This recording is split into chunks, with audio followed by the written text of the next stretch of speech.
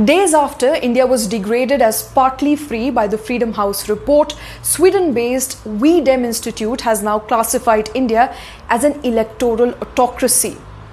An electoral autocracy means that people in India are less free today than they were earlier. Remember, autocracy literally translates into a system of government where one person has absolute power, and in this case, it's Modi ji. Autocracy is more or less like dictatorship. The report by We Dem Institute says that India has restrictions on multiple aspects of democracy, such as freedom of speech and on societal groups or the pressure groups. The report that previously classified India as an electoral democracy has now said, and I quote, "The world's largest democracy turned into an electoral autocracy with a population of 1.37 billion citizens." Now, this comes just barely days after US-based Freedom House in its 2021 report downgraded India's status from a free country to a partly free country for the very first time in history. What does it really mean?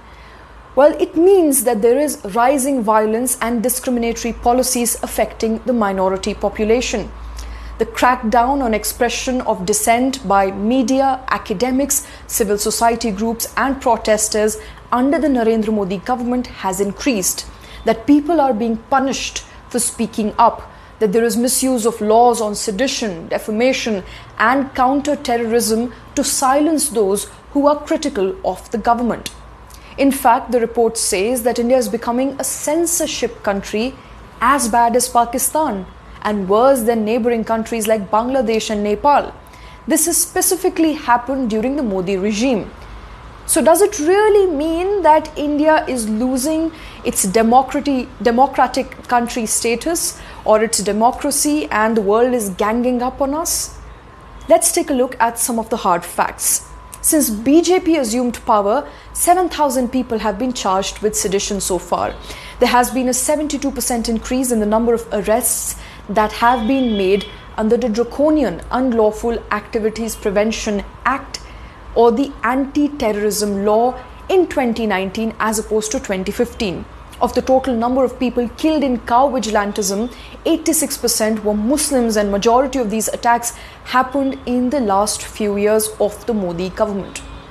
In fact, of the 53 people killed just last year in February of 2020 in Delhi riots, most of them were Muslims. Nearly 70% of the cases of internet shutdowns globally happened in India in 2022. Out of the 155 instances of internet disruptions, 109 were in India alone. Now, these are some of the figures that do not look very good at the face of it. Remember, India is the largest democracy in the world. And in a democracy, political power or control is exercised by the people, either directly or indirectly. A democratic country is one where you have the freedom to put forward your opinion without fear. You have the right to eat what you want. You have the right to express your opinion and choose the religion you want to practice without the fear of persecution. If the facts today are contrary and critical of India's democratic image, maybe it's time to acknowledge that not all is well.